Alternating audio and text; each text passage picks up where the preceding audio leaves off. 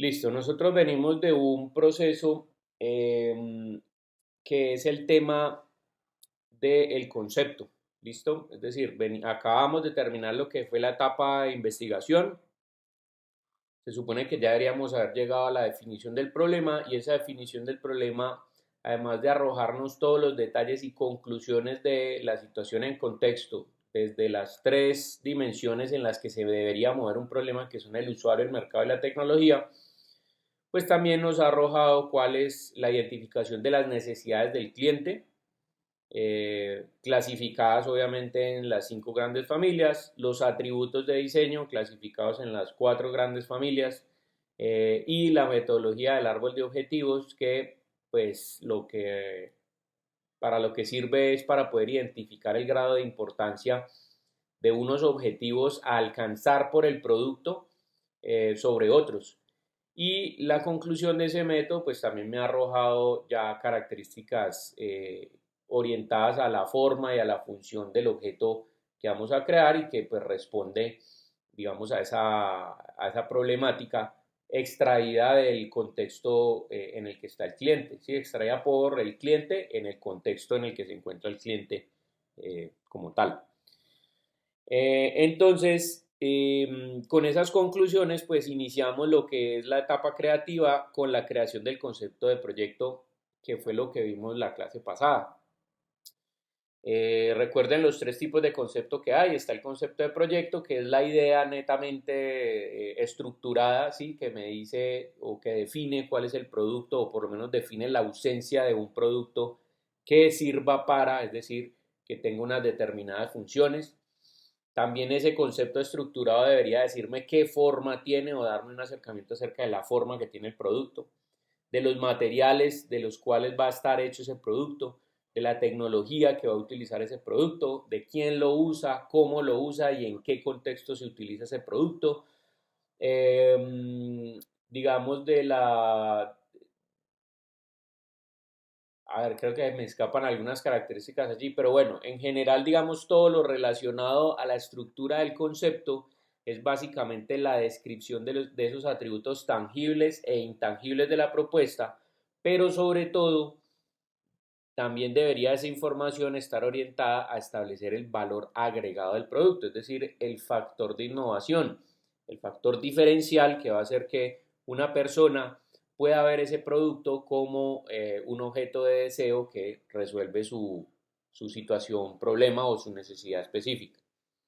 Entonces, bueno, teniendo ese concepto, pues entonces ya viene aquí el tema de crear las alternativas. Entonces, para crear las alternativas, obviamente pasamos para el concepto de diseño, que es tomar esa idea inicial y poder plantear las alternativas, por lo menos desde la parte gráfica o de los bocetos. Entonces, bocetar esas alternativas para que con ese boceto pues podamos plasmar la forma y las funciones del objeto en papel, ¿sí?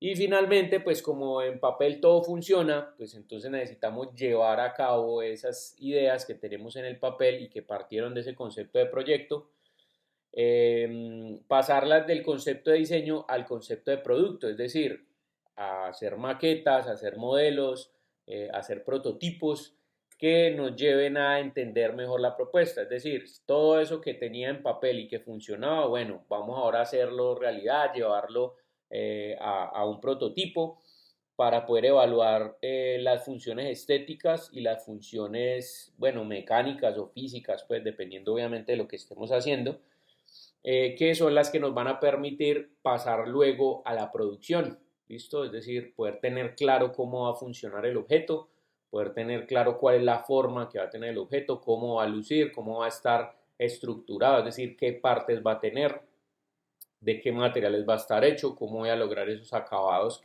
a los que me refería, por ejemplo, en la fase del concepto de proyecto. Y generando estas maquetas y modelos, pues puedo generar, digamos, una serie corta, entendiendo serie corta como una producción limitada de los diferentes productos, pues para someterlos a prueba, ¿sí?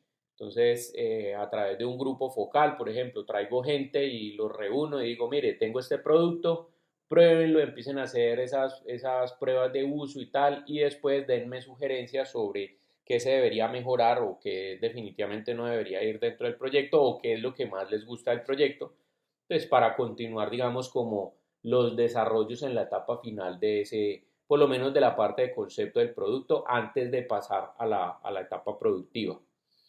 Entonces, bueno, se hace necesario aquí el tema de utilizar algunas metodologías que permitan incentivar la creatividad, precisamente para poder generar esas alternativas de diseño, de solución, a partir de ese concepto que ya tenemos. Entonces, bueno, quiero hacer un paréntesis aquí, muchachos, porque cuando estamos hablando de la segunda fase, pues estamos refiriéndonos en el UAU virtual, nos estamos refiriendo a esta fase de ideación. ¿Listo? Esta fase de ideación tiene aquí dos entregas. La evaluación práctica individual, parte 1, y la evaluación práctica individual, parte 2. Entonces, ¿en qué consiste esta? Para que me vayan entendiendo, igual esto también está, digamos, bien claro en la carpeta que tiene los temas. Permítanme un momentico, me referencio acá y se las muestro. Estamos hablando que esto requiere, digamos, una entrega parcial que tiene que ver con esto, con definir las características formales y funcionales de la alternativa de solución y la comunicación de las ideas de solución generadas de forma individual al problema. Es decir, ¿en qué consiste esta entrega? Esta entrega está conformada por dos elementos. El primer elemento tiene que ver con la creación de un concepto de proyecto. Es decir, en grupo se van a reunir, digamos, las 3 personas o las 2 personas que conforman el grupo, se van a reunir y van a establecer, de acuerdo obviamente a los parámetros que generaron en el árbol de problema, a la conclusión a la conclusión del árbol de objetivos, van a establecer ese concepto de proyecto. Entonces le van a empezar a dar características al proyecto como tal, ¿sí? ¿Qué es lo que va a solucionar el problema? Es decir, la definición del problema.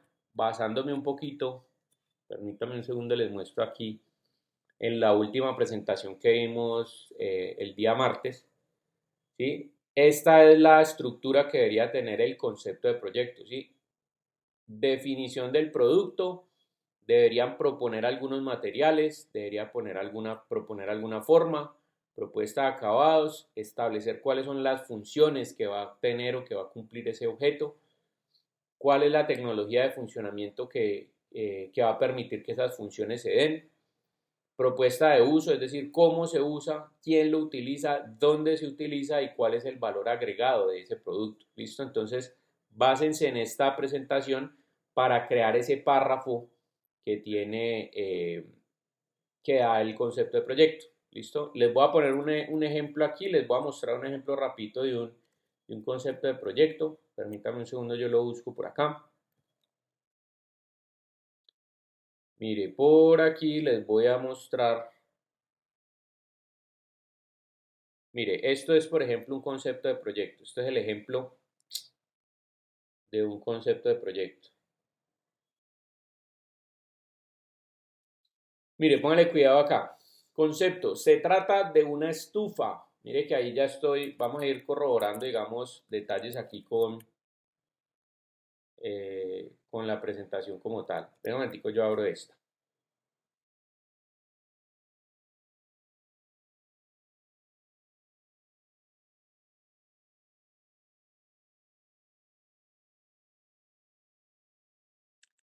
Listo, abramos esta y abramos esta, Asociación de Ideas para Innovar. Entonces, mire, voy a ir mencionando la estructura de esa idea de concepto de proyecto, ¿sí?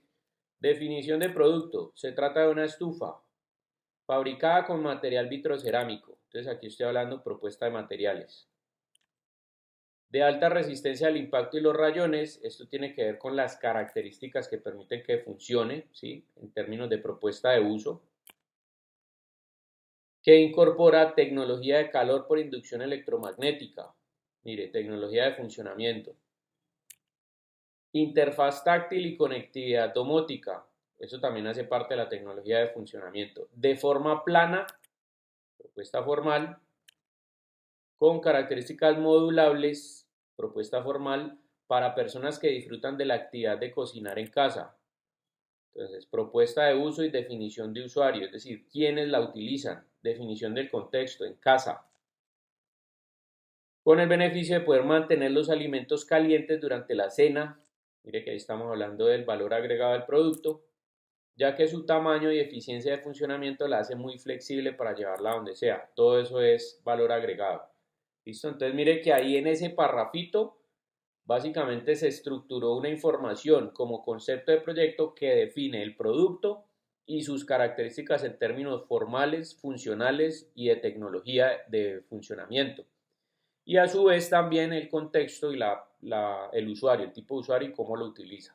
Entonces mire que con esta idea, es decir, si yo les doy a ustedes este concepto de proyecto y les digo, por ejemplo, se trata de una estufa fabricada con material vitrocerámico de alta resistencia al impacto y los rayones, que incorpora tecnología de calor por inducción electromagnética, interfaz táctil y conectividad domótica, de forma plana con características modulables para personas que disfrutan de la actividad de cocinar en casa, con el beneficio de poder mantener los alimentos calientes durante la cena, ya que su tamaño y eficiencia de funcionamiento la hace muy flexible para llevarla a donde sea.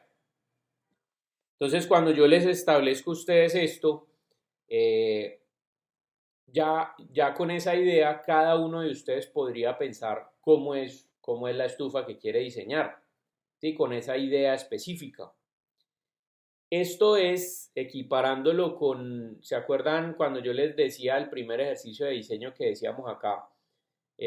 Donde nos saltábamos todos los pasos y no íbamos del problema al diseño cuando les dije, diseñen un objeto para sentarse. Entonces todo el mundo empezó, unos diseñaron un puff, otros diseñaron una silla, otros diseñaron una silla cómoda, otros diseñaron, sí, entonces digamos que ahí no habían parámetros. ¿Por qué? Porque en ese caso el concepto de proyecto que les di era un concepto muy amplio, era un concepto que le cabía a todo, porque no estaba basado, digamos, en ninguna investigación. Pero ya después de conocer la investigación, lo que hacemos es que basamos el concepto en esa investigación, en esos datos que encontramos, necesidades y atributos, y a partir de esa información, entonces podemos construir un concepto de proyecto que ya sea mucho más, o sea, que defina mejor el producto. ¿Listo? Y con estas características que siguen siendo generales, pero no tan generales como el ejemplo que les ponía de la silla, están buscando la especificidad dentro de parámetros funcionales y formales, ¿listo? Y de tecnología de funcionamiento. Entonces ya esto es un punto de partida en el que yo puedo empezar una etapa creativa para empezar a desarrollar, por ejemplo, lo que es una estufa con estas características, ¿listo? Entonces la estufa, por ejemplo, como primera instancia puede tener, digamos, esta forma. Entonces esto es, mire, concepto de proyecto. Luego vamos al concepto de diseño. Entonces, mire, es una estufa que tiene una tapita aquí, tiene características modulables, entonces eh, tiene forma, digamos, como de panel de estos, como el hexágono, que es los paneles de las abejas, ¿sí? Para poder modular una con otra.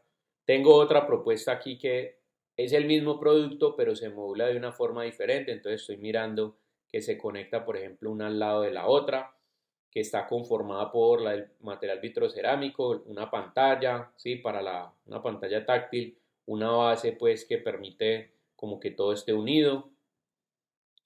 Tengo otra propuesta aquí que me indica, por ejemplo, que si va a trabajar o va a ser un elemento electrónico o eléctrico, pues que utilice energía, entonces voy a tener que utilizar una parte donde cargarla.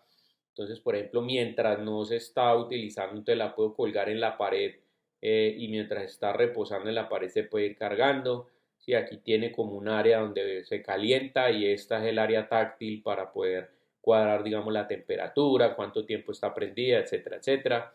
Es pequeña, ¿sí? Y ya luego viene el concepto de producto, es decir, ya como tal, pues digamos, independientemente de la herramienta que se vaya a seleccionar, por ejemplo, si van a hacer el objeto en 3D o vamos a hacer un prototipo o vamos a hacer una maqueta, entendiendo que maqueta y prototipo son dos cosas diferentes, ¿no? Cuando hablamos de maqueta, es un modelo que busca evaluar los aspectos estéticos y formales del producto.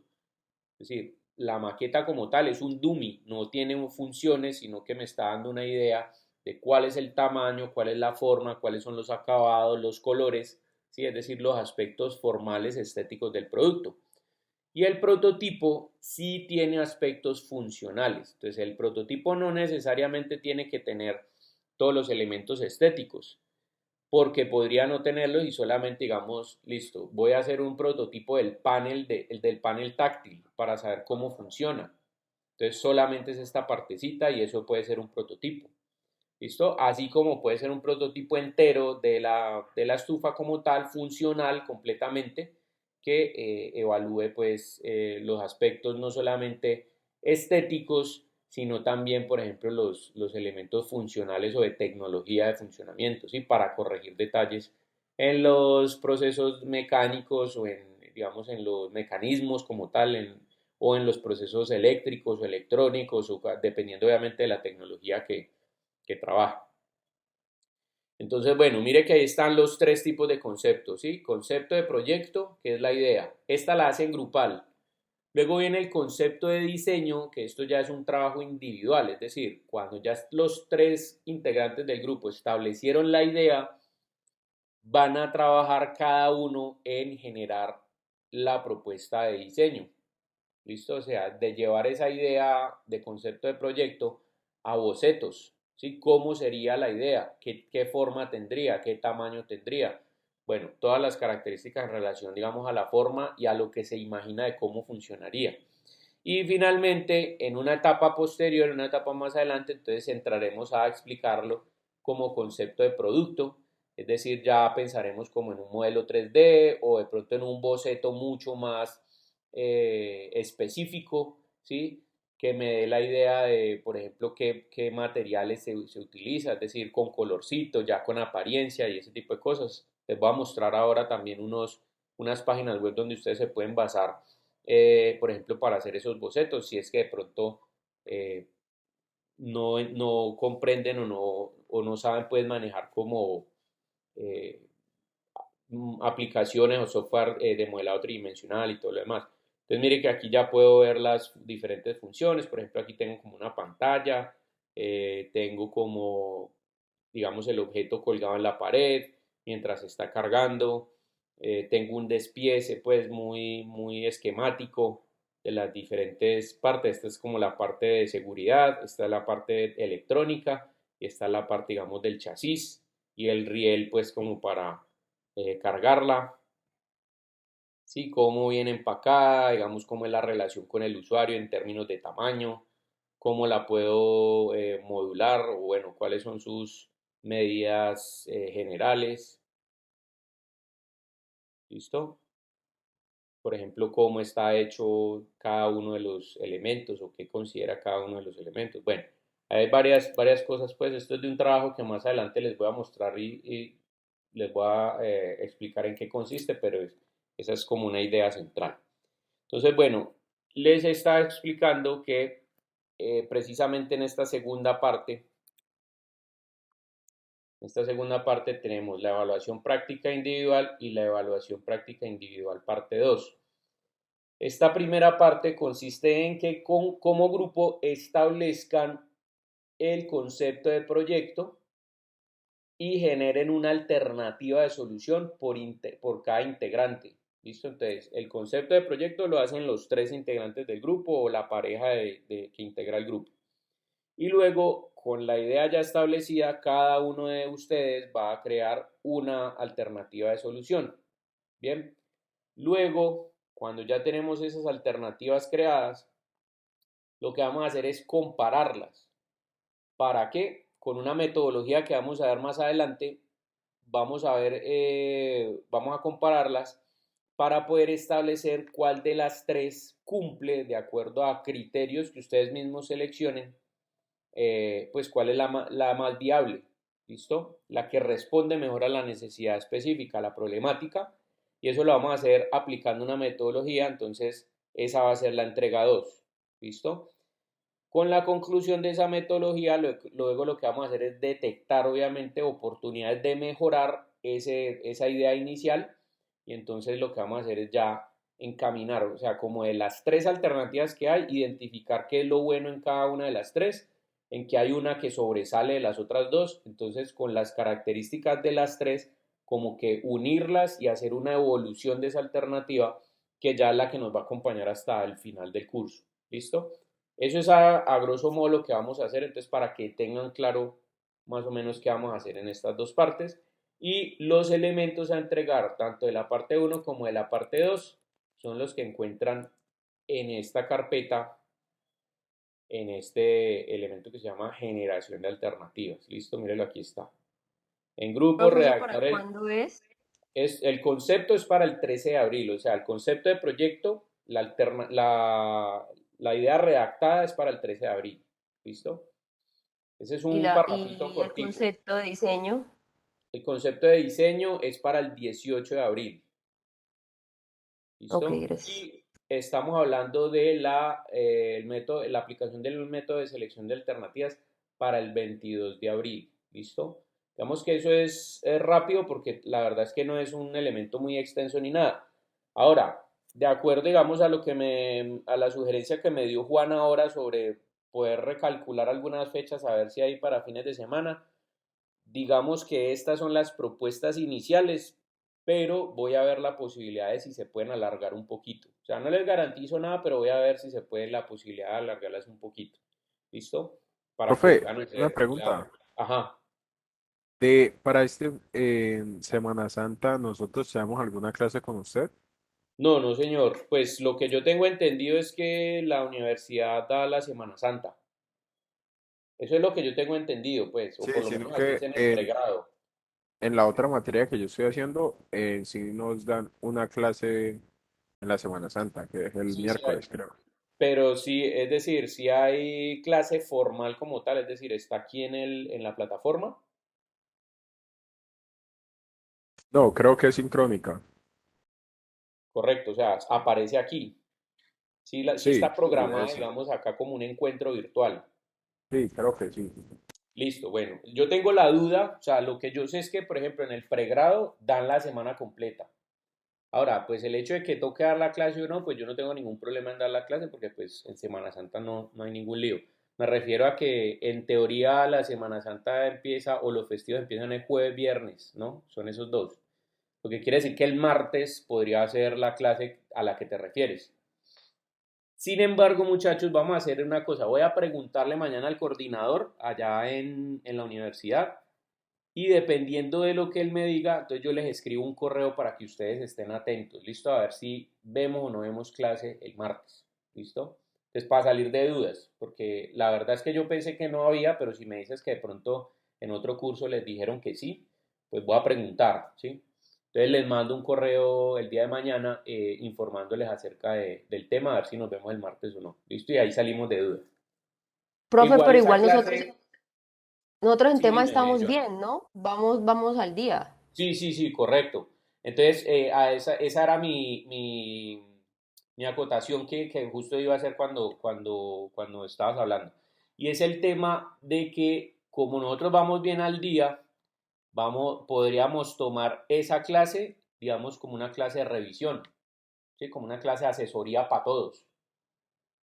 Entonces, pues podemos ver la posibilidad. O sea, si hay clase, bien, la hacemos. Si no hay clase, pues no la hacemos. Sin embargo, si quiero dejar abierto la posibilidad, porque ya se los había dicho, de si alguno de ustedes va a adelantarle al proyecto en Semana Santa, pues, o sea, en grupos me escriben, que yo no tengo ningún problema, ¿sí? Es cuestión de le sacamos el tiempito, media horita, una horita de pronto, como para revisar cosas que ustedes vayan haciendo, y listo, no hay problema. Entonces, bueno, ahí les dejo las inquietudes al respecto. Se los digo porque, pues, digamos que casi que se viene la entrega como, las entregas como después de Semana Santa, o sea, la semana después de Semana Santa y la siguiente. Entonces, como para que vayan pensando cosas y tal, e irles diciendo para dónde vamos, para que vayan ya pensando en esos detalles.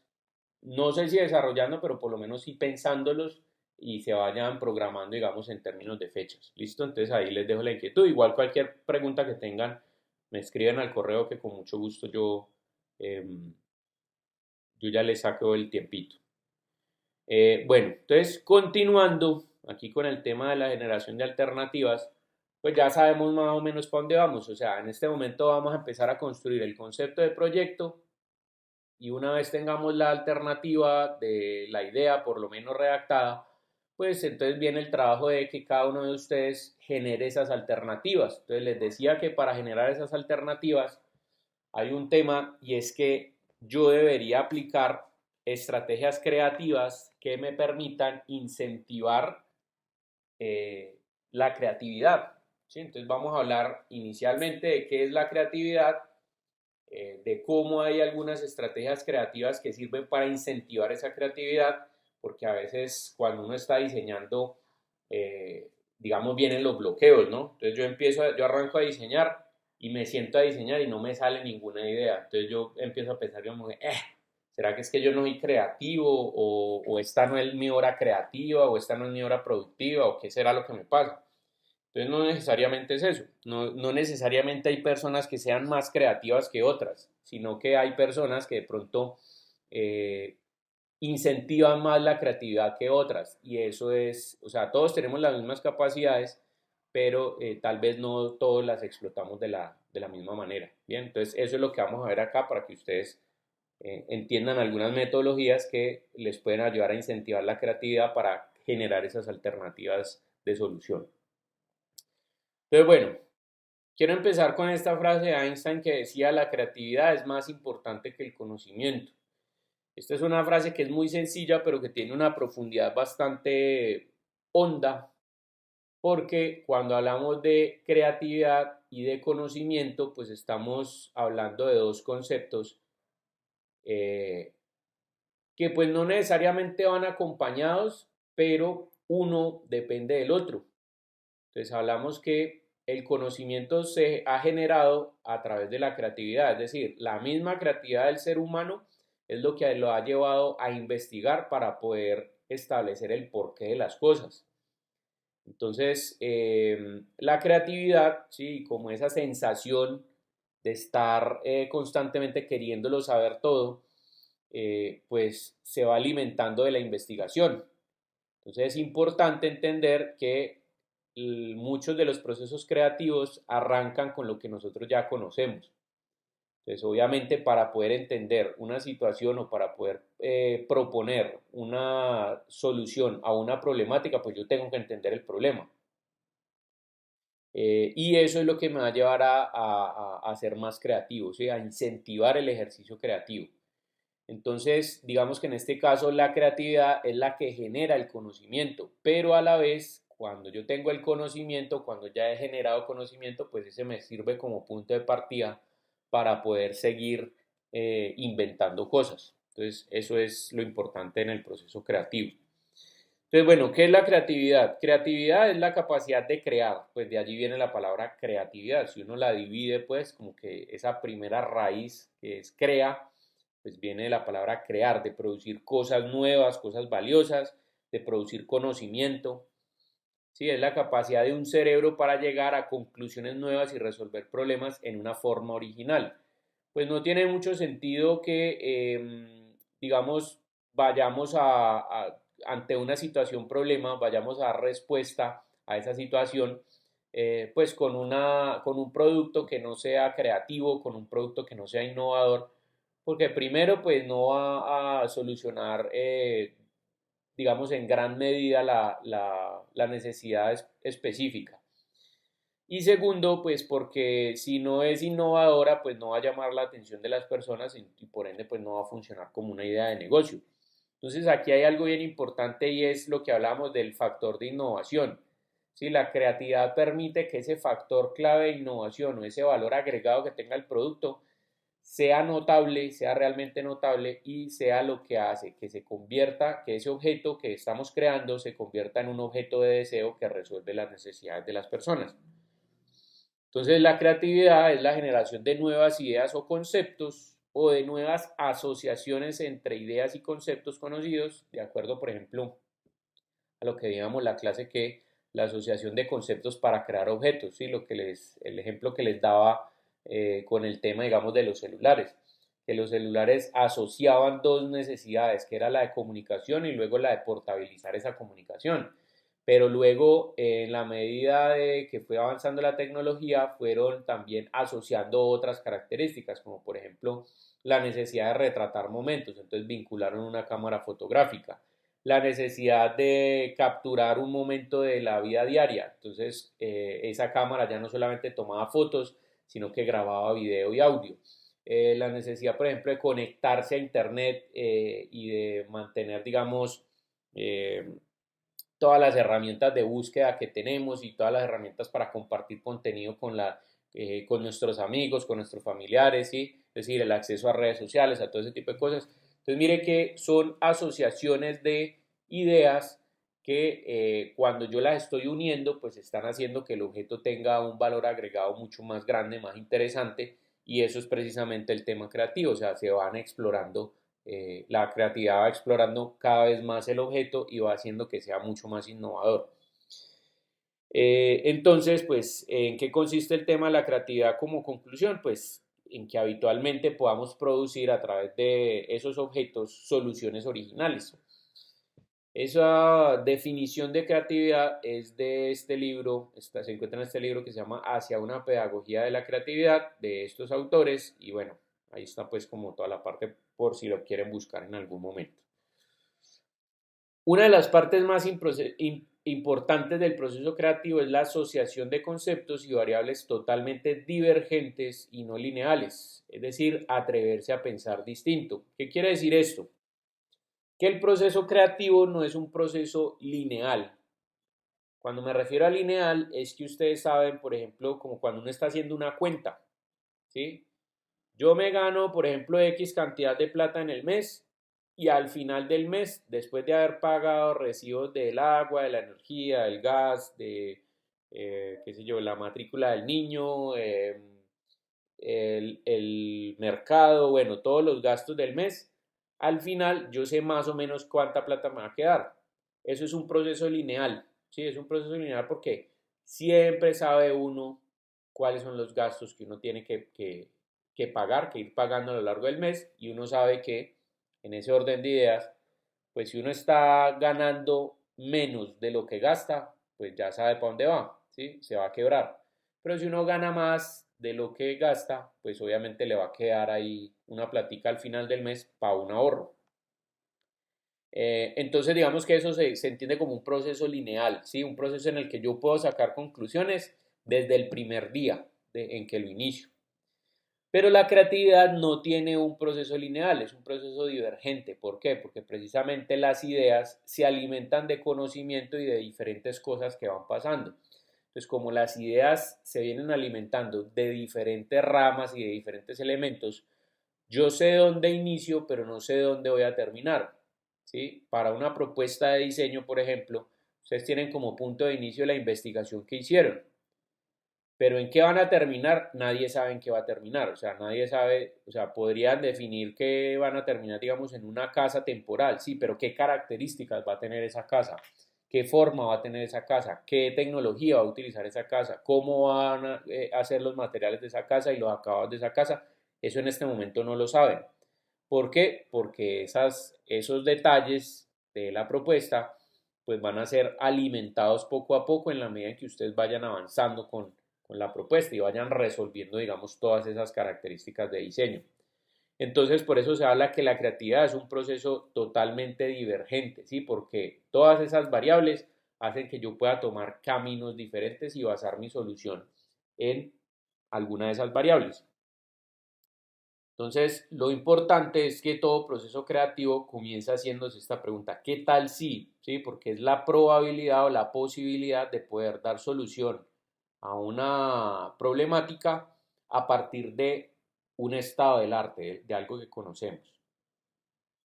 Mire, Steve Jobs decía que el proceso creativo no es de superdotados o seres especiales, sino que se puede entrenar. Entonces, aquí pues como una acotación sobre lo que les estaba diciendo antes.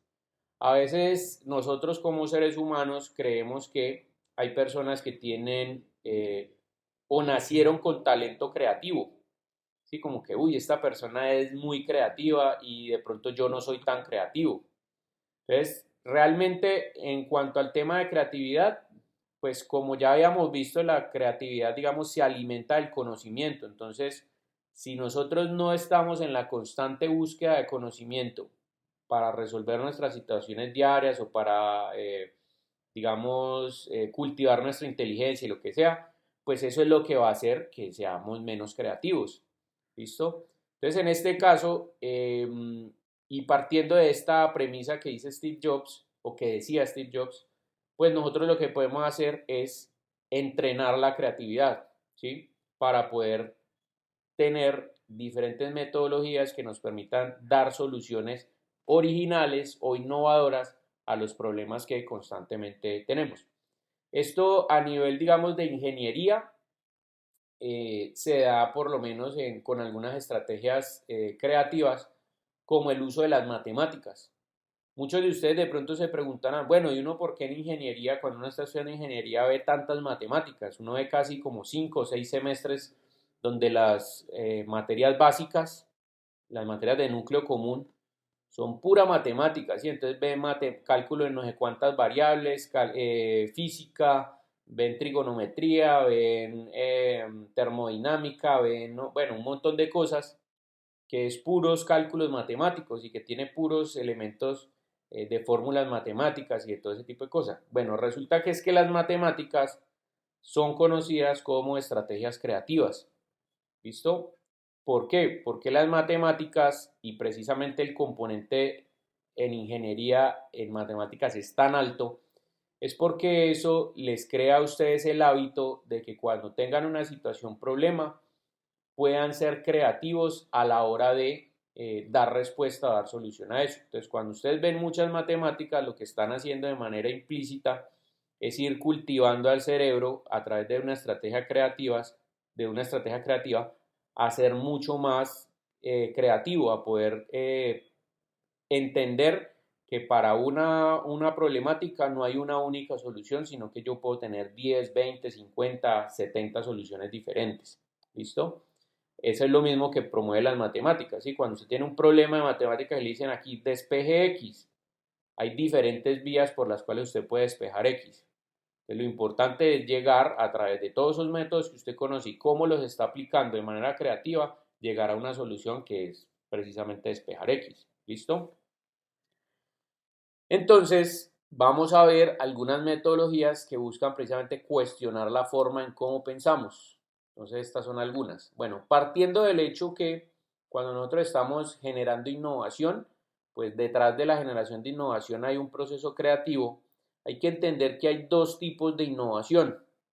Está la innovación radical o innovación disruptiva, que es cuando nosotros creamos un objeto o una tecnología que rompe el paradigma de lo que actualmente conocemos. Es decir, estamos dando origen a una nueva tecnología o a un objeto que no se conocía previamente y que está solucionando una problemática.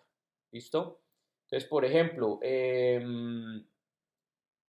cuando no existía el teléfono celular y se creó el teléfono celular, se creó la tecnología que permitía movilizarse con un aparato en el que me pudieran encontrar a cualquier hora. Eso es una innovación disruptiva, ¿sí? Porque antes de eso, pues lo que conocíamos era el teléfono fijo, que lo máximo que había era el teléfono inalámbrico, donde eran estos teléfonos que salen de la base y que yo puedo hablar y pasearme por toda la casa sin necesidad de estar conectado a un cable. Sí, pero como me aleje, digamos, 20 metros de la base, ahí se pierde la comunicación. En el caso de la telefonía celular, pues ya me permite estar donde yo quiera y poder estar comunicado 24/7.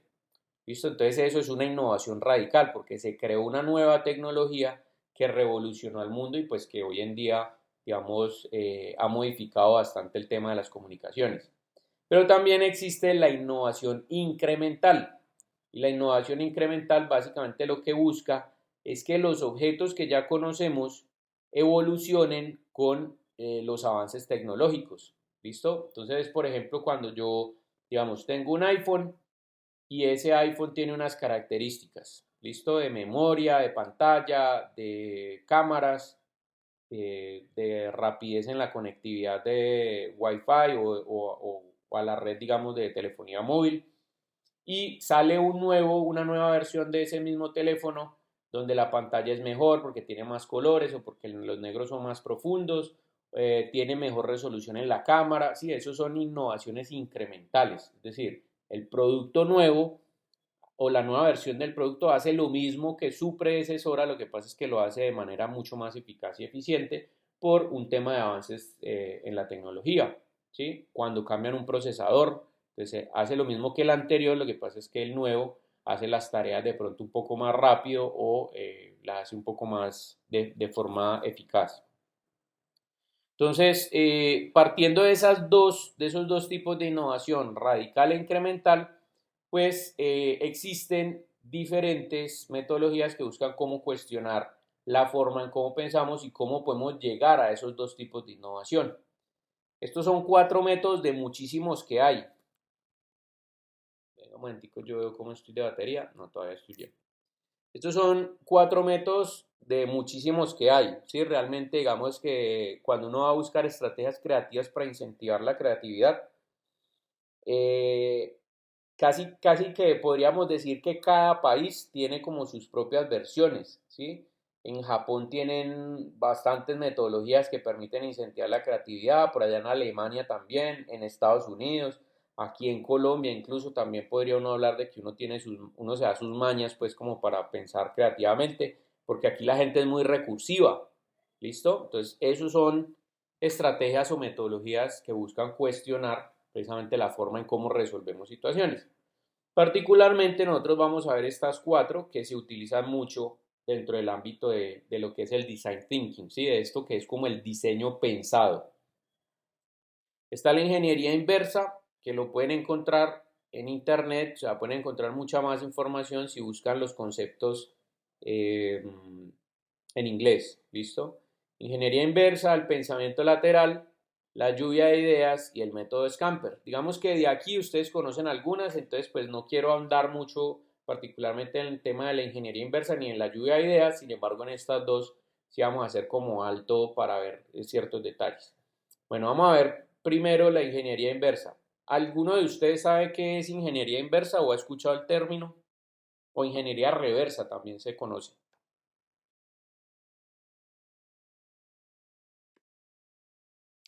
No, pero Paola, cuéntame. no, yo no, estoy diciendo que yo no la Ah, he ok. escuchado. ¿Alguno de ustedes ha escuchado el tema de ingeniería inversa? ¿No? ¿Nunca han escuchado sobre eso? Eh, Profe, pues en base de datos lo que se hace es pues un modelo y uno lo le hace ingeniería reversa y te genera como se llama SQL, o sea que se puede realizar lo mismo pero de otra manera. Ajá. Pero, Básicamente así se realiza. ok, pero de acuerdo, digamos, a lo que dice el compañero Leandro, es si yo tengo ese modelo de base de datos, pues lo primero que tengo que identificar es cómo funciona, o sea, dónde están alojados los datos o cómo es la estructura de las tablas y todo lo demás, ¿sí o no? O sea, entender cómo funciona, ¿para qué? Pues para poder o hacer una versión nueva de ese mismo elemento, de esa misma base de datos, con mejoras, ¿sí? Que solucionen, digamos, los problemas que tiene el anterior, o en su defecto copiarla, ¿sí? Porque también, digamos, puedo fusilar lo que son los datos y tal, y ya sé cómo funciona, entonces voy a hacer lo mismo, pero adaptado, digamos, a este contexto, entonces, o copiarla, o entender cómo funciona para darle mantenimiento. Por ejemplo, hay algo que está fallando, hay algún dato que de pronto no me está trayendo aquí, qué sé yo, una web o alguna cosa así, entonces voy y busco la tabla específicamente, o sea, entiendo cómo funciona, voy y busco la tabla, ya sé que ahí es donde está el daño, entonces voy y arreglo la tabla y listo, ahí arreglé el problema, es decir, como darle mantenimiento, ¿listo? Entonces, mire, ¿qué es la ingeniería inversa? Es el proceso de descubrir, bueno, por acá me dice Jonathan, en ingeniería de software se toman algoritmos de otras empresas o de otro autor y se busca cómo llegar a producir lo mismo pero en otra implementación. Listo, no hay problema, Jonathan. Que me dice por acá que hay mucho sonido y no activo el micrófono por eso. Entonces, listo. Sí, es exactamente lo que me está diciendo Jonathan acá. O sea, uno busca encontrar cómo funciona algo precisamente para poder o darle mantenimiento o copiarlo o generar algo nuevo. Eso por lo general se da mucho en los recursos open source, ¿sí? Cuando es tecnología que es abierta, es decir, que no tiene como tal un creador o un solo creador, sino que simplemente se comparte el recurso. Entonces yo tomo un pedazo de la línea de código del código fuente y lo adapto o sea, entiendo cómo funciona y lo adapto pues como para mi necesidad específica. Eso por lo menos en ingeniería de sistemas, ¿sí? Cuando ya estoy programando o ese tipo de cosas. Entonces, cuando hablamos en los objetos, miren, en la ingeniería inversa el proceso de descubrir los principios tecnológicos de un dispositivo, objeto o sistema a través del análisis de su estructura, función y operación para tres cosas. Desarrollar un nuevo producto, para darle mantenimiento a ese producto o para hacer una copia de ese producto o servicio. ¿Cómo podríamos explicar rápidamente aquí la ingeniería inversa como para no botarle más corriente al tema? Suponga que usted un fin de semana está en su casa y su mamá decide hacer un jugo. ¿Listo? Entonces resulta que cuando ella va a hacer el jugo, saca la licuadora. Resulta que cuando va a prender la licuadora no funciona. Entonces, ¿usted qué hace? Ahí mismo va y dice, ay, ¿cómo así, mami, que se dañó la licuadora? Bueno, vamos a ver qué le pasa. Usted coge un destornillador y empieza a abrir la licuadora, ¿sí? A sacarle sus partes, no sé qué. ¿Qué es lo que está haciendo allí? Está entendiendo o tratando de entender cómo funciona la licuadora para poder identificar cuál es la parte que no está funcionando bien. Entonces, cuando usted saca la carcasa y empieza a hacerle una limpieza, ¿sí? Entonces, coge con una brochita y le empieza a quitar como el polvo que tiene. Uy, esta licuadora hace años o sea, no la han limpiado por dentro, no le han hecho mantenimiento. Entonces, ahí, ¿qué es lo que está haciendo? Está entendiendo el funcionamiento de la licuadora, o sea, que cuando quitó los tornillos supo cómo sacar la carcasa para darle mantenimiento al producto, para limpiarlo y tal. Y cuando lo limpió, usted notó que había un cablecito que estaba suelto. Entonces, como usted notó que ese cablecito que estaba suelto, usted busca dónde está el terminal de donde se soltó, de donde se rompió, y lo encontró. Entonces, coge un cautín y empieza a volver a soldar ese cablecito allí donde usted cree que estaba. Y listo, cuando usted lo suelta y vuelve y conecta la licuadora y la prende, funcionó. Ah, no, re bien, listo, ya arreglé la licuadora. Entonces, ¿ahora qué hace? Usted empieza a armar la licuadora. ¿Listo? Cuando usted arma la licuadora, queda lista, pero resulta que le sobraron dos tornillos. ¿Listo? Entonces, ¿qué podemos definir de ese tema? Primero, que usted quitó todos los tornillos y desarmó la licuadora para entender cómo funcionaba. Ese objetivo de entender cómo funcionaba lo llevó a darle mantenimiento al objeto, pero también entender qué era lo que estaba en mal funcionamiento, que era el cablecito que estaba suelto. Cuando usted la arregla y cierra nuevamente la licuadora y le sobran dos tornillos, pues prácticamente nosotros podríamos decir que usted está mejorando la licuadora, porque ese mismo objeto sin esos dos tornillos sigue funcionando, quiere decir que en la empresa donde las fabrican pueden omitir esos dos tornillos que tienen más procesos de manufactura, que implican más costos y más cosas, y la licuadora funciona perfectamente. Entonces, ¿usted qué fue lo que acaba de hacer? La mejoró. ¿Listo? Entonces, la ingeniería inversa sirve para eso, para hacerle mantenimiento a productos. O sea, yo entiendo cómo funciona el producto para hacerle el mantenimiento, para poder mejorarlo, ¿sí? Es decir, desarrollar una innovación a partir de él o un nuevo producto. Si entiendo cómo funciona la licuadora, bueno, esto se podría hacer mejor con otra forma. O hacer la copia de producto y servicio, es decir, entiendo cómo funciona, bueno, me voy a dedicar a chiviar licuadoras para vender, ¿listo? Entonces, en eso consiste la ingeniería inversa. Mire, en la ingeniería inversa sí hay algo muy importante y esto lo vamos a utilizar más adelante y es lo que se conoce como la parte de estructurar eh, los objetos a través de macrocomponentes y microcomponentes. Es decir, en la ingeniería inversa normalmente tomamos algo por separado y analizamos el funcionamiento en detalle, pero cuando hacemos ese análisis del funcionamiento en detalle encontramos que los objetos están compuestos por diferentes componentes, que llamamos macrocomponentes o microcomponentes. Lo que ustedes ven ahí en la foto es un iPhone 3G desbaratado, ¿listo? Y aquí lo que podemos ver son los diferentes componentes que, valga la redundancia, componen el iPhone 3, el iPhone 3G. Entonces uno ve, por ejemplo, el protector de la pantalla. Ve, por ejemplo, el módulo del display, ¿sí? La pantalla como tal. Ve las memorias, ve la board, ve la fuente de alimentación, ve la batería y el chasis donde reposa todo. Cada uno de esos elementos es conocido como un macrocomponente. ¿Sí? ¿Por qué como un macrocomponente? Porque es un componente que está conformado a su vez por otros componentes. De hecho, si ustedes ven, por ejemplo, aquí en la tarjeta madre o en la board, pues pueden ver que no solamente es la placa PCB, sino que tiene, digamos, los transistores, el microprocesador, algunas resistencias, bueno, diferentes microcomponentes que juntos están conformando este macrocomponente.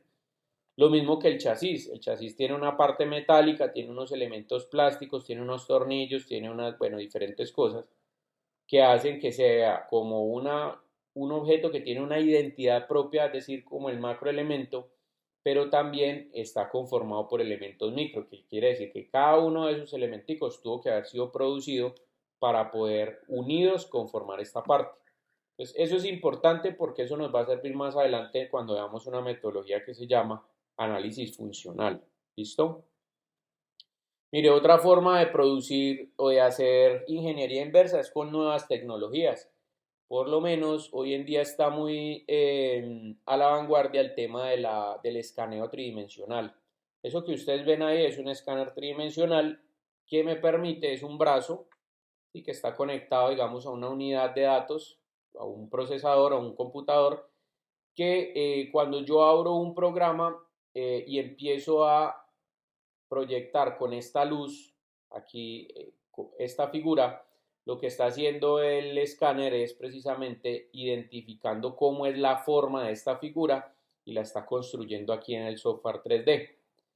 Entonces, cuando yo tengo ya el modelo 3D de esta figura, yo ya puedo pensar de pronto en mejorar la estructura o las características de esta pieza, la forma, las diferentes fuerzas a las cuales está sometida para, por ejemplo, hacerle mejoras o para darle mantenimiento. Si es que de pronto la pieza se partió, entonces lo que hago es escanearla y vuelvo y la produzco, digamos, la imprimo en 3D o la llevo para que sacarle un plano y que la torneen, bueno, cualquier cosa, ¿listo? Entonces, eso también hace parte del proceso creativo. Listo, vamos a ver la segunda metodología que se llama el pensamiento lateral. No sé si de pronto alguna vez han escuchado acerca de esta metodología. ¿Alguien sabe qué es el pensamiento lateral?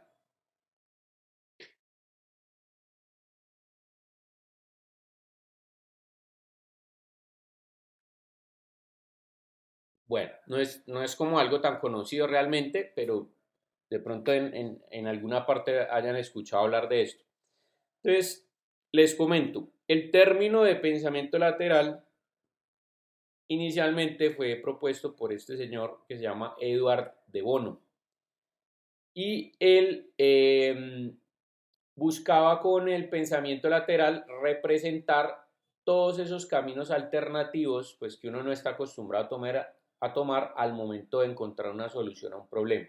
Es decir, si yo, por ejemplo, en este caso, entendiendo que hay un contexto de la problemática basándonos en el proyecto formativo integrador, yo les digo a ustedes, piensen, digamos, en una solución, o sea, con un concepto de proyecto donde yo les digo, vamos a crear una vivienda temporal que esté desarrollada en madera, que sea modular, que tenga tecnología, digamos, que utilice tecnologías de paneles solares, pues por ponerles un ejemplo, y ustedes empiezan a pensar en esa alternativa, pues probablemente se les van a venir las primeras cosas que se les van a venir a la mente sean elementos conocidos, ¿sí? Es decir, ustedes ya saben cómo es un panel solar y cómo se aplica. Un panel solar pues debería normalmente ir en el techo.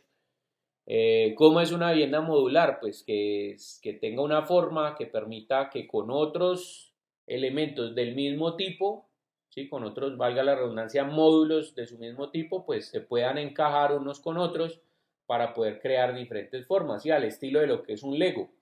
Entonces mire que normalmente yo voy pensando en diferentes elementos partiendo de lo conocido. Por eso hablábamos que la creatividad se alimenta del conocimiento. Pero ya teniendo en cuenta lo conocido, entonces Eduard de Bono, ¿qué propone? Listo, esas primeras ideas donde yo estoy pensando en el paradigma, ¿sí? En lo que todos tenemos en la cabeza, desecharlas y empezar a buscar las del pensamiento lateral, es decir, las que no son normalmente aceptadas o conocidas, sino las que realmente están buscando una innovación mucho más disruptiva. Entonces, por eso él plantea que el pensamiento lateral es subversivo y busca nuevas rutas, tomar riesgos, así parezcan absurdos. Mire, ¿qué decía Eduard de Bono? Él decía que la gente tiende a enfocarse en una sola forma de resolver un conflicto solo porque las otras vías para resolverlo no son visibles a simple vista. Es decir, nosotros estamos acostumbrados a irnos por la vía fácil, por lo que conocemos. Si yo les digo a ustedes casa, ¿cuál es la idea normal que uno tiene de una casa? Pues 4 paredes y un techo, ¿sí? Pero ¿por qué, por ejemplo, no hacer una casa bajo tierra? ¿Listo? Eso sería un pensamiento lateral. Digamos, una vivienda temporal, o sea, si yo estoy construyendo en zonas de ladera o en zonas donde haya luz de tierra, pues no construya encima de la tierra, sino que haga un hueco y meta su casa ahí abajo, de manera que si se viene la tierra encima, pues voy a quedar es ahí, digamos, sepultado, pero por lo menos la casa no se me va a caer encima. Sí, pues es una idea que en este momento me ocurre así de carrerón. Que funcione o no funcione, pues ya es otro cuento. Pero por lo menos estoy tratando de pensar de manera subversiva, o sea, con lo que normalmente no estoy acostumbrado a pensar. ¿Listo? Entonces el pensamiento lateral permite movernos hacia los lados para mirar el problema con otra perspectiva y esta es una habilidad mental que se adquiere con la práctica, ¿sí? O sea, aprender a pensar diferente se adquiere con la práctica. ¿Listo? Es como, es como cuando yo digo, por ejemplo, ¿qué es un ventilador? Ustedes tienen la imagen de un ventilador como un elemento que tiene unas aspas y que esas aspas giran de manera redonda, ¿sí? O sea, en círculos. Y las aspas pues están giradas un poquitico, o sea, están en ángulo y permiten tomar el aire que está detrás de él y proyectarlo hacia adelante. ¿Listo? Entonces, si yo les digo a ustedes, por ejemplo, ¿cómo sería un ventilador sin aspas? Ahí estoy pensando de manera subversiva, o sea, un pensamiento lateral. Ya existen, ¿no? Por si acaso, ya existen los ventiladores sin aspas. De hecho, venga, yo les muestro uno por acá.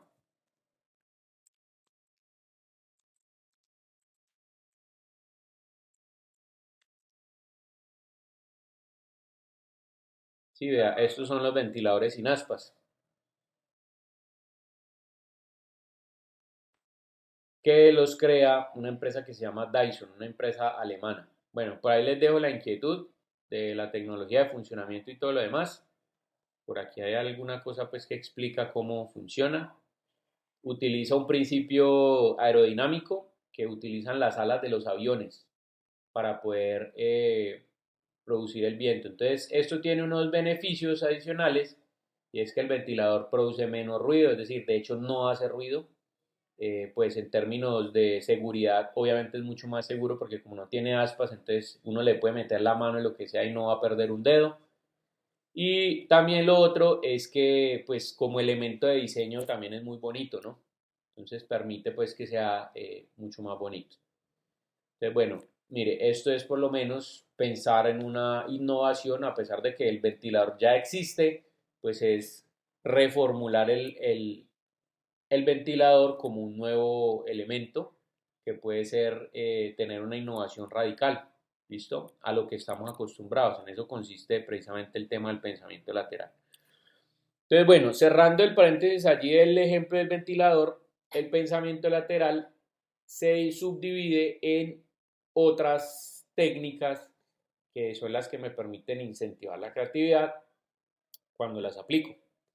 Entonces, las 4 técnicas de pensamiento lateral que vamos a ver, la número 1 se llama piedra en el camino, la número 2 analogía de comparación, la número 3 el método de inversión y la número 4 fraccionamiento o división. Entonces vamos con la número 1. Piedra en el camino. Entonces, ¿cuál es la idea de esta metodología? La idea es exagerar, distorsionar o modificar de cualquier forma una entidad del entorno del problema. O sea, ustedes tienen una definición de la problemática. Toman uno de los elementos de esa problemática, lo exageran, lo distorsionan o lo modifican para basar la solución a esa problemática en ese punto específico. Les explico el ejemplo que ustedes ven acá. Este ejemplo es de un producto de unas camisetas deportivas que una marca desarrolló. ¿Listo? ¿En qué consisten las camisetas? El concepto de la camiseta es que la marca deportiva desarrolla camisetas de las diferentes selecciones, o sea, no son las camisetas oficiales, sino que son las camisetas de diferentes selecciones de fútbol de países del mundo. En este caso, estamos hablando de la camiseta de Holanda. Y esta gente que desarrolló esto entendió que, digamos que un jugador muy importante dentro de un partido es el público, ¿sí? Tan así es que cuando un partido se va a dar, uno de los equipos es el local y el otro es el visitante, y por lo general cuando se juega de local, pues se dice que se tienen muchas más oportunidades de ganar el partido debido a que el público también juega, ¿sí? El público juega, digamos, desde un punto psicológico con respecto a los visitantes. Entonces, por tener, digamos, mucha más hinchada un equipo que el otro, pues obviamente va a haber preferencia sobre el equipo que juega de local, porque la parte psicológica va a jugar a favor del equipo local. Entonces, en este caso, la empresa toma el público como ese punto a exagerar, a distorsionar o a modificar, ¿sí? Lo toma como esa entidad del problema y basa la solución precisamente en el público. Entonces, lo que está sucediendo allí es que la empresa crea una camiseta donde le da la oportunidad también a los espectadores, a los fanáticos, de comprar la camiseta con el jugador pues que deseen ser, es decir, entendiendo que el público es como el 12º jugador en el partido, pues le da la oportunidad entonces de identificarse como un jugador. Entonces imprimen en la parte de atrás, estampan en la parte de abajo de la camiseta las caras de los diferentes jugadores, digamos, más representativos. En este caso, este jugador es un jugador holandés de apellido Van Persie. Y digamos que una manera de celebrar los goles que se tiene normalmente es que el jugador, después de que mete el gol, se levanta la camiseta y se tapa la cara. Entonces, este gesto de levantarse la camiseta y de taparse la cara, lo que hace es convertir al espectador en un jugador más dentro de la cancha, en el jugador pues como que más le gusta. Entonces, esta característica innovadora pues en las camisetas hizo que se comercializara muy bien, ¿sí? Es un plus que le dan a la camiseta normal y esa innovación pues hizo que se vendieran muchas más camisetas. Bueno, tenemos la segunda que es analogía o comparación. Entonces aquí, ¿qué hacemos? Pues esta metodología sirve para comparar sucesiones de ideas que están deslindadas de ideas que sean racionales o críticas. Esto es cuando tenemos, digamos, un concepto que puede ser de alguna manera tergiversado por alguna idea. Entonces aprovecharnos de esa característica de tergiversación que tiene el concepto para poder plantear ese concepto y hacerlo que se entienda mucho más fácil. En este caso, el producto que ustedes ven aquí es un producto publicitario. Es un producto de una campaña publicitaria que buscaba proponer el cuidado del agua por encima a la explotación de petróleo. ¿Listo? Lo que ustedes ven son 2 gotas que tienen exactamente la misma forma, pero en la campaña publicitaria se basan en la psicología del color para indicar cuándo una gota es vida y cuándo una gota se cuestiona que sea vida.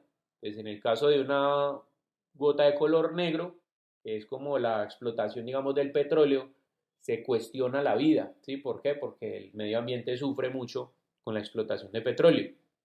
Y cuando una gota es azul, pues ya se entiende como que es vida, que hay vida allí porque es agua pura. ¿Listo? Entonces mire que el mismo concepto me puede generar o sea, son la misma idea, pero básicamente tienen significados diferentes, simplemente en este caso variando un elemento del problema que es la psicología del color y lo que me lleva a pensar desde la comparación o la analogía entre las dos cosas. Luego está este que se llama el método de inversión. El método de inversión busca alterar el sentido para ver cuál es su contrario y ver cómo se puede solucionar. Es decir, yo veo el problema, pero lo voy a girar para llegar a un resultado favorable. El ejemplo en cuestión son unos cojines que tienen apariencia de piedra. ¿Listo? Y van precisamente a la idea de, normalmente cuando dormimos, digamos, en una cama que no es la de uno dice, uy, esa cama estaba como una piedra, ¿sí? Si es que el colchón era muy duro o la almohada estaba como una piedra. Claro, pero ¿quién dice que una piedra no puede ser cómoda? Ese es el concepto que utiliza este diseñador que propone unos cojines y entre otras cosas también tiene una línea de mobiliario como de unos puffs y unos sofás que parecen piedras, ¿listo? Pero solamente a apariencia se ven como incómodos, o sea, se ven como rígidos, pero cuando uno se sienta sobre ellos o cuando uno utiliza un cojín de estos, pues realmente son muy blanditos. Entonces, el método de inversión es que él entendió el problema desde el punto de vista de que las piedras pueden ser un elemento que venda la idea de que es muy rígido, que la apariencia me va a dar la idea de que son muy incómodos, pero a la hora de utilizarlos, pues me voy a dar cuenta de lo inverso. Esto tiene una característica y es que permite que yo valore más el objeto, ¿sí? En detalle. Les voy a poner un ejemplo del método de inversión también, digamos, con comida. Cuando usted va a comerse un huevo, usted ya por experiencia previa sabe a qué le sabe un huevo. ¿Listo?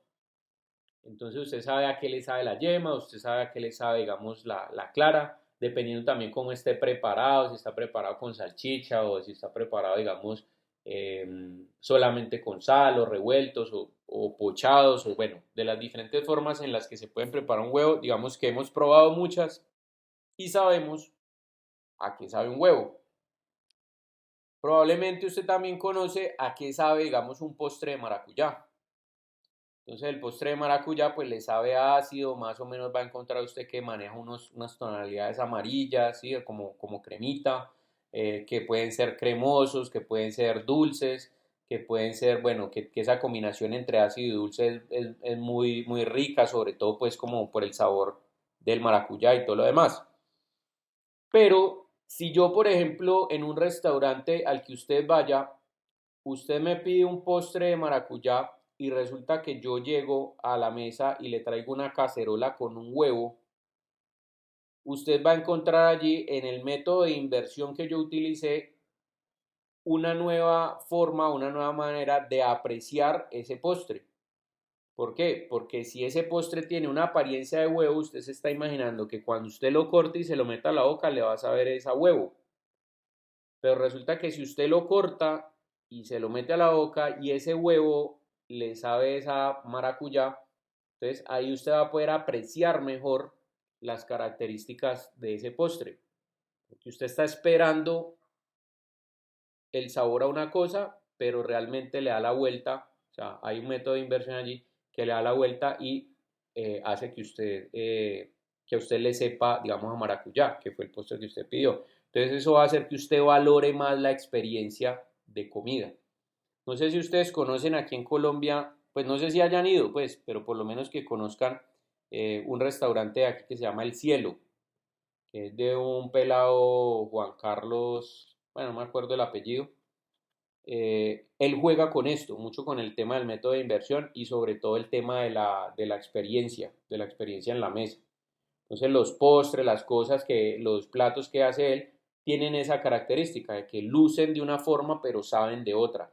Y es precisamente, digamos, bajo el concepto del método de inversión, donde él dice que nosotros estamos acostumbrados a entender los sabores por el conocimiento previo que tenemos de la presentación de los platos.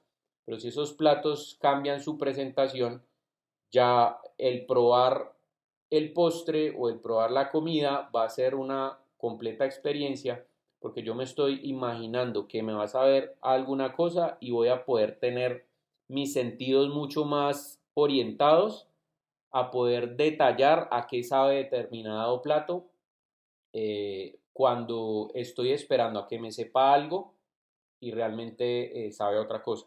¿Listo? Entonces ahí les dejo la inquietud sobre eso y si se pueden acercar a un restaurante me cuenta cómo les va.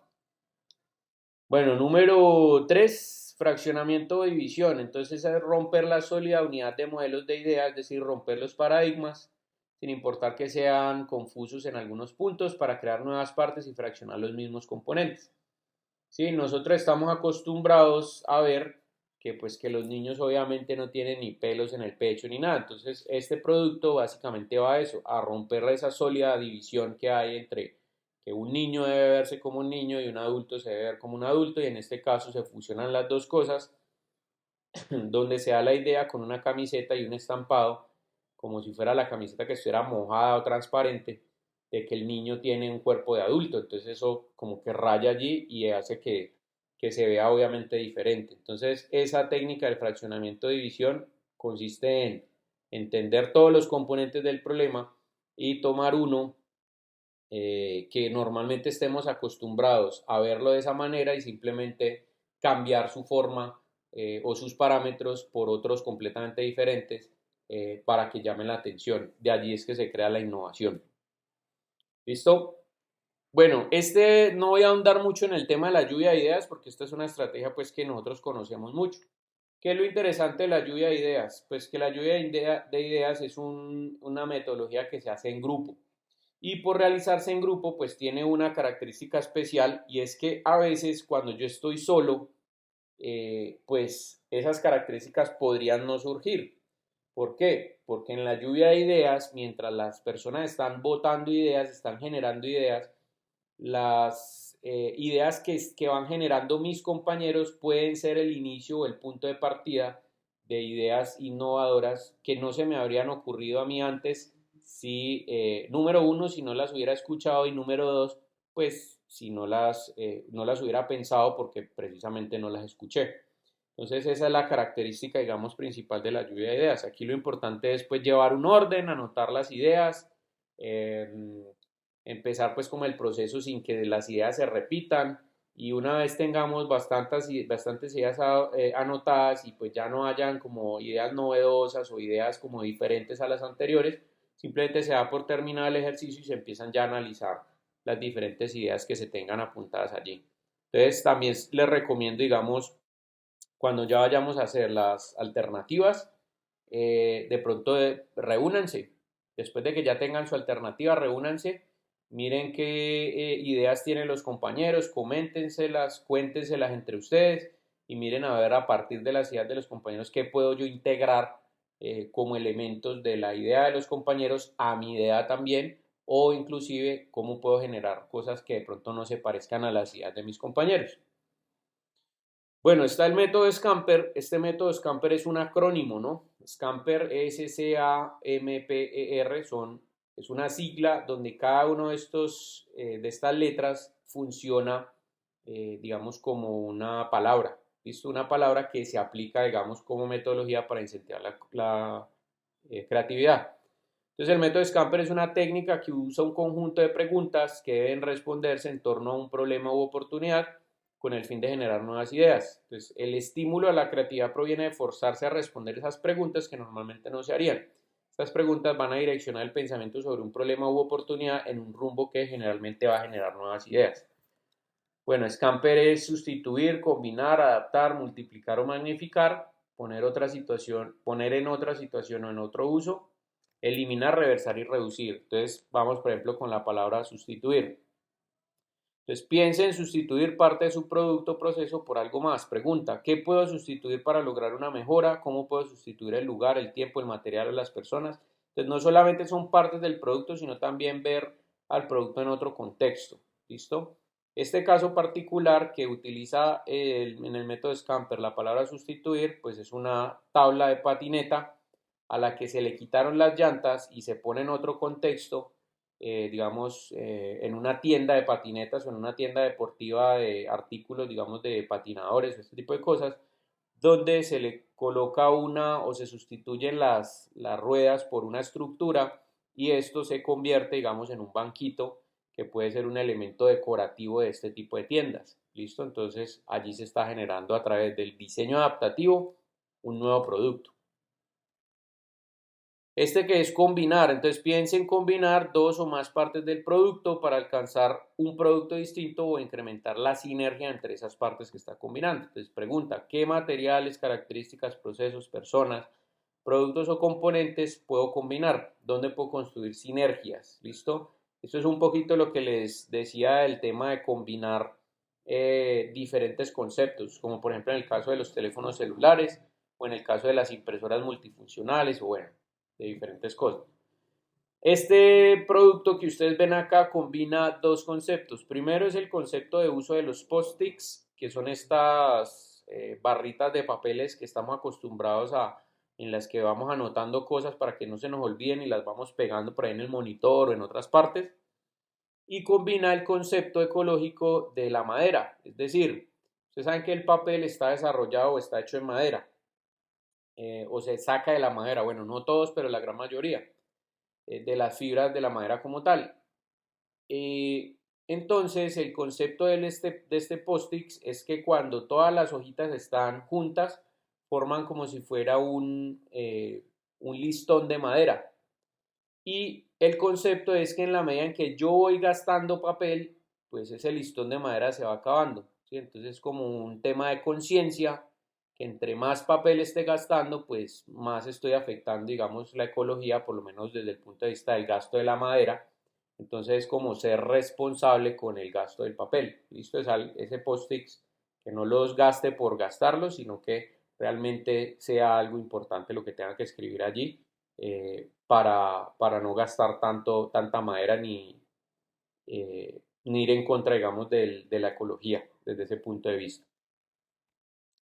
Adaptar. Entonces, piensen cuáles partes del producto o proceso pueden ser adaptadas o retiradas del objeto o cómo se puede cambiar la naturaleza del producto o del proceso.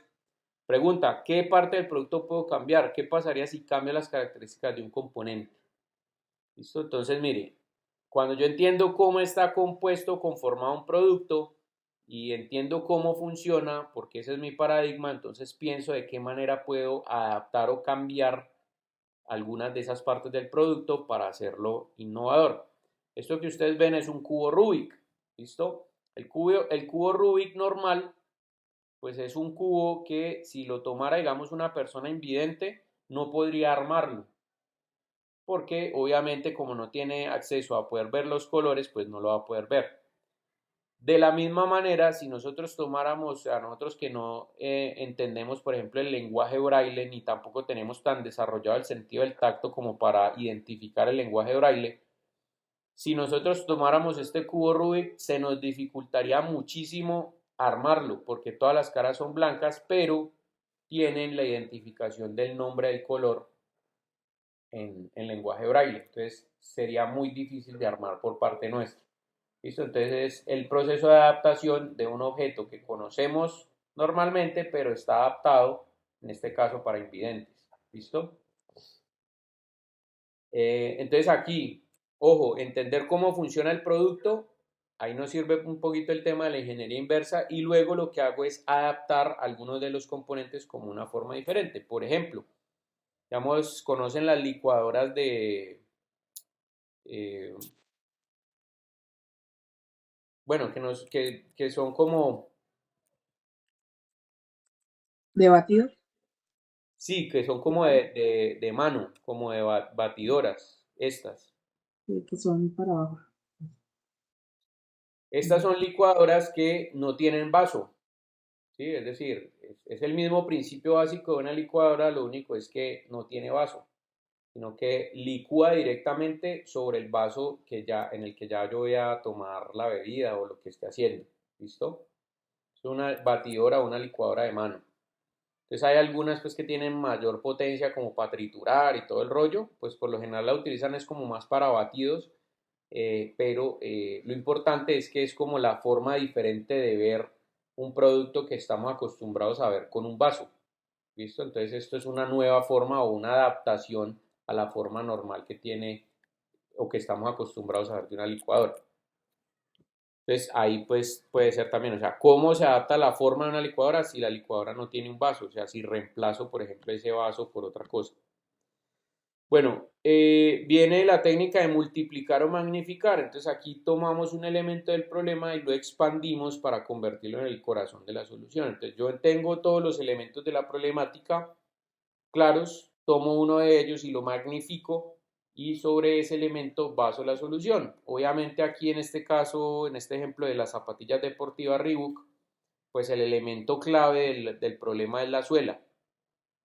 Entonces, si la pregunta aquí era cómo desarrollar una zapatilla que sea lo suficientemente cómoda o que por lo menos dé la apariencia de que sea muy cómoda, pues una manera es magnificando, obviamente, que toda la característica visual de la zapatilla se vea en la suela. Entonces, cuando ustedes ven esta suela que es como una especie de resorte, pues estoy dando la idea de que esa es una zapatilla muy cómoda y que el impacto, digamos, al practicar una actividad deportiva, pues va a ser mínimo, porque la zapatilla ya en sí se ve muy cómoda.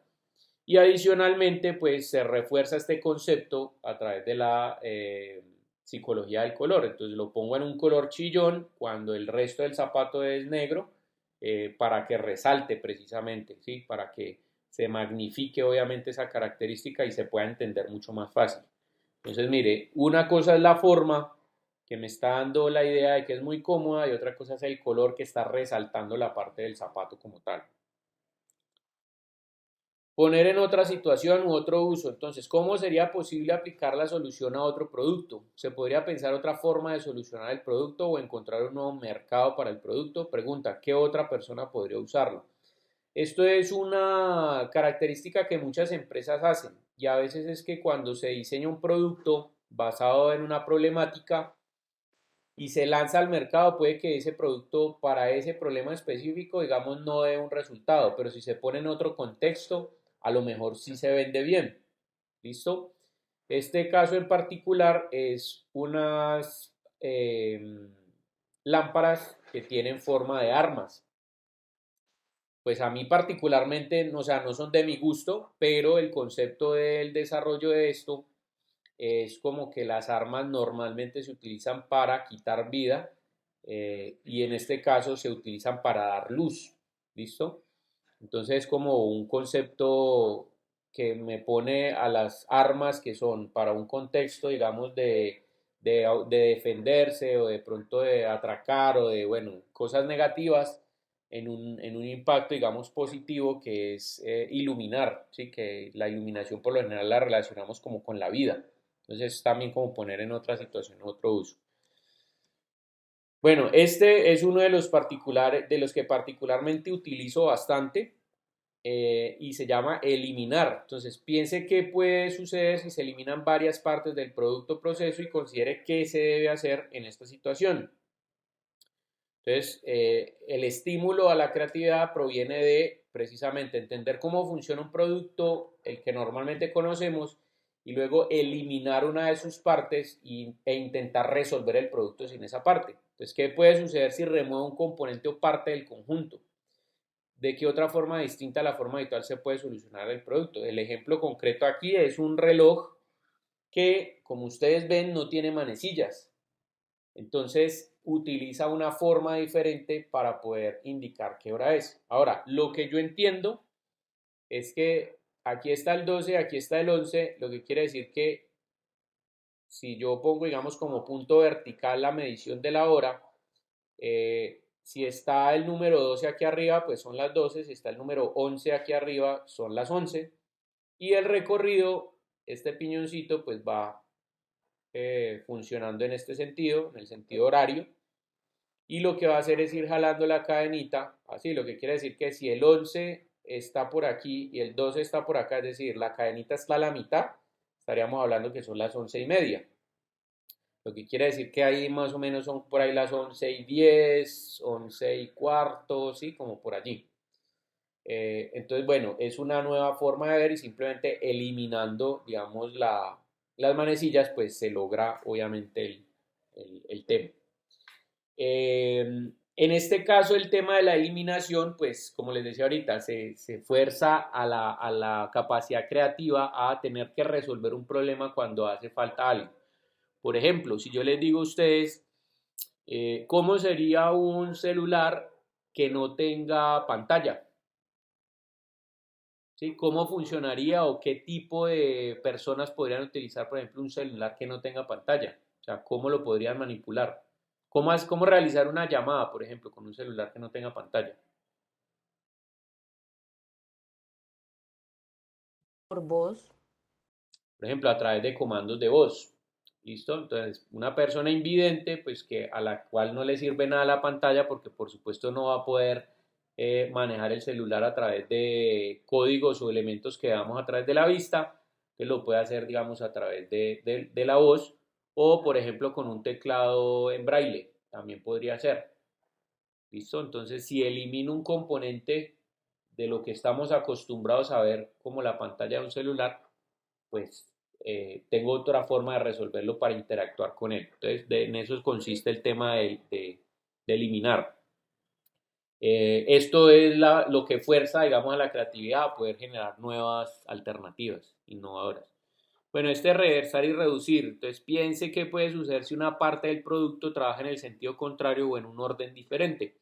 ¿Qué tendría que hacer si se tuviera que hacer al revés? ¿Qué pasaría si cambiara el orden en que se hace o se usa el objeto?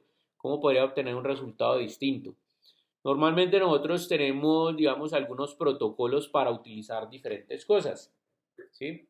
El ejemplo en concreto se trata de una especie de silla que se puede configurar de diferentes maneras. Entonces, si la silla, por ejemplo, la puedo poner las dos sillitas una al lado de la otra, entonces me funciona como una especie de sillón de sala, de manera independiente, como de sala de espera. Si yo, por ejemplo, junto las dos sillas y subo esta parte de acá, entonces me sirve, digamos, como un elemento, digamos, para un cambiador. O si junto las dos sillas y las cierro por aquí, me sirve como una cama. O si la configuro, digamos, de una forma diferente, entonces me sirve como una sala, como diferentes figuras, o inclusive si tengo varios de estos y los puedo juntar, puedo crear diferentes elementos o diferentes configuraciones a partir de eso. Entonces esto es entender cómo funciona un producto y modificar, digamos, el orden en el que ese producto se usa o en el que estamos acostumbrados a utilizarlo. Mire, a partir de esta misma metodología de reversar y reducir, se creó un producto del cual ya les voy a mostrar la idea, pero para que ustedes me entiendan cómo fue el concepto, fíjense algo. Supongamos que una persona va a jugar un partido de fútbol. Entonces, para el partido de fútbol necesita ponerse unos guayos. Voy a pensar como en el protocolo para ponerme unos guayos, es decir, en el paso a paso para ponerme unos guayos. Sí, normalmente un futbolista lo que hace es que se coloca, digamos, las canilleras, luego se coloca la media larga, ¿sí? Que tapa la canillera, luego a veces suelen colocarse una media tobillera o por encima del tobillo, que haga que el pie y el guayo quede, digamos, más apretado precisamente para reducir el riesgo de lesiones en el tobillo por patadas o porque se me doble el pie o algo así. Y luego se pone los guayos y se los amarra fuerte. ¿Listo? Ese es, digamos, el orden en el que estamos acostumbrados a ver a un futbolista ponerse sus guayos. Vale, ¿qué pasaría o cómo serían unos guayos en los cuales, por ejemplo, yo me coloque primero las canilleras, luego la media larga, después el guayo y después la media corta? Entonces allí estoy cambiando el orden, ¿sí? ¿Qué pasaría, por ejemplo, si cambio el orden en el que se usa el objeto? ¿Sí? Si primero me pongo el guayo y después la media tobillera, esta media que me cubre el tobillo como tal. Entonces, ¿cómo sería, por ejemplo, esos guayos? ¿Cómo podrían cambiar? Entonces, eso más o menos una idea así fue lo que se imaginaron estas empresas.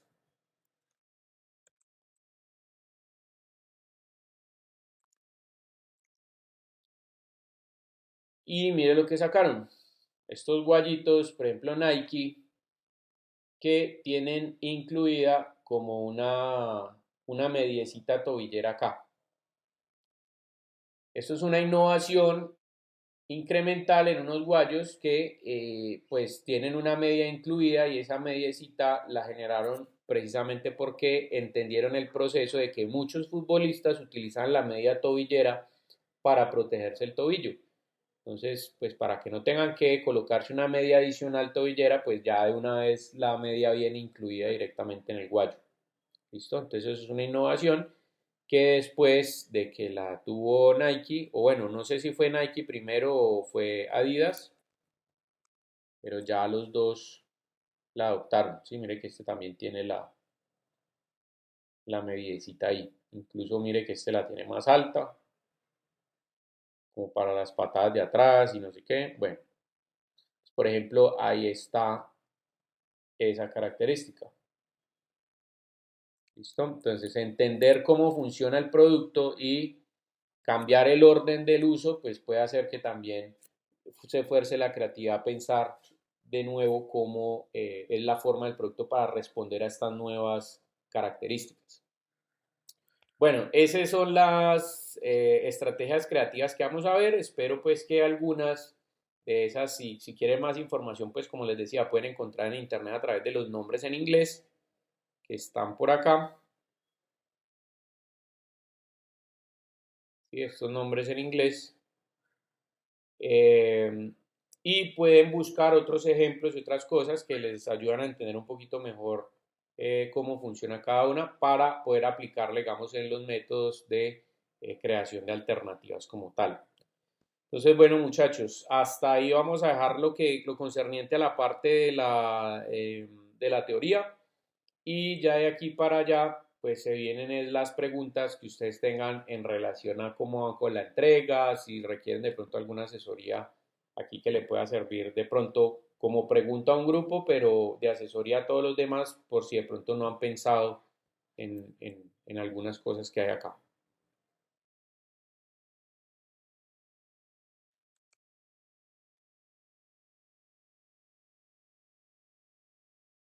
Entonces, ¿hay algún grupo que quiera empezar? O sea, lo dejo abierto a consideración de ustedes. Pues si no hay definitivamente, digamos, inquietudes, pues no hay problema.